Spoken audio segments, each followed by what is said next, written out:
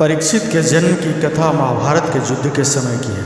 जब द्रौपदी को इस बात की जानकारी मिली कि अश्वत्थामा ने उसके 5 बेटों की हत्या कर दी है, तो उसने अनशन करने की ठान ली। द्रौपदी ने प्रण लिया कि वह अपना अनशन तभी तोड़ेगी जब तक कि अश्वत्थामा के सिर पर लगी मणि उसे वापस नहीं मिल जाती। जब अर्जुन को इसकी जानकारी मिली तो वे अश्वत्थामा से युद्ध करने निकल पड़े। दोनों के बीच भयंकर युद्ध हुआ। अर्जुन को मौत के घाट उतारने के लिए अश्वत्थामा ने अपना ब्रह्मास्त्र निकाला। यह देख अर्जुन ने भी अपना बचाव करने के लिए ब्रह्मास्त्र का प्रयोग किया। तभी वहाँ नारद और ऋषि व्यास पहुँचे और उन्हें ब्रह्मास्त्र का इस्तेमाल करने से मना किया। इसके बाद अर्जुन ने अपना ब्रह्मास्त्र वापस कर लिया, लेकिन अश्वत्थामा ने ऐसा नहीं किया। दरअसल अश्वत्थामा 5 पांडवों के कुल को नष्ट करना चाहता था, इसलिए उसने अपने ब्रह्मास्त्र की दिशा बदलकर अभिमन्यु की पत्नी जो कि गर्भवती थी उसकी ओर कर दिया। इस पर भगवान कृष्ण ने कहा, अभिमन्यु की पत्नी उत्तरा को परीक्षित नामक बेटे के जन्म का वरदान प्राप्त है, इसलिए वह जरूर जन्म लेगा। अगर वह मरा हुआ भी पैदा हुआ तो मैं खुद उसे जीवन दान दूंगा और यह बड़ा होकर एक महान सम्राट बनेगा, जबकि तुम 3000 वर्ष तक इस पाप को ढोते रहोगे। साथ ही हमेशा तुम्हारे खून से बदबू आती रहेगी और वह ऐसे ही बहता रहेगा। यही नहीं, तुम हर प्रकार की बीमारियों से घिरे रहोगे। इसके बाद अर्जुन ने अश्वत्थामा को रस्सी से बांधा और द्रौपदी के पास ले आया। अश्वत्थामा की हालत देखकर द्रौपदी को दया आ गई और उसने अर्जुन से उसे छोड़ने की अपील की, मगर भगवान कृष्ण ने ऐसा नहीं होने दिया और उन्होंने अर्जुन को आदेश दिया कि उसके सिर से मणि निकाल ले और द्रौपदी को दे दे। इधर ब्रह्मास्त्र के गर्भ में जाते ही उत्तरा को तेज दर्द होने लगा।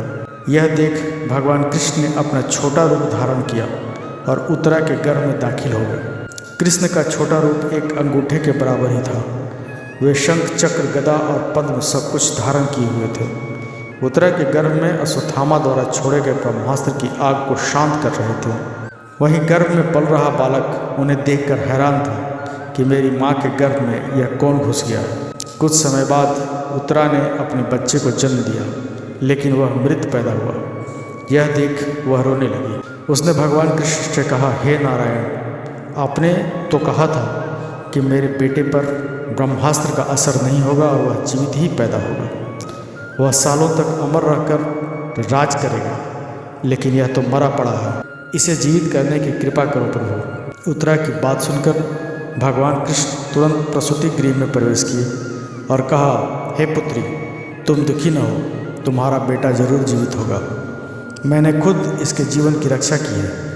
इसके बाद कृष्ण भगवान ने मृत बालक पर अमृतमयी नजरें डाली और कहा, अगर मैंने जीवन में कभी झूठ का साथ नहीं दिया है और हमेशा ब्रह्मचर्य के नियमों का पालन किया है, कभी किसी लड़ाई में अपनी पीठ नहीं दिखाई है, नहीं कभी अधर्म का साथ दिया है, तो अभी इसी समय अभिमन्यु का यह पुत्र जो मरा पड़ा है वह जीवित हो जाए। इतना कहने के बाद कृष्ण ने जब उस मृत बालक पर अपना हाथ डाला तो वह जीवित हो गया और रोने लगा। इसके बाद भगवान कृष्ण ने ब्रह्मास्त्र को वापस ब्रह्मलोक भेज दिया। यह चमत्कार देख सभी स्त्रियां आश्चर्यचकित हो गई। इसके बाद भगवान कृष्ण ने अभिमन्यु का पुत्र का नाम परीक्षित रखा। इसके पीछे का कारण था कि वह बालक कुरुकुल के नाश होने पर जन्मा था। वहीं जब युधिष्ठिर वापस आए और उन्हें बालक के जन्म के बारे में पता चला तो वे भी खुशी से झूम उठे। इस खुशी में उन्होंने हाथी, घोड़े,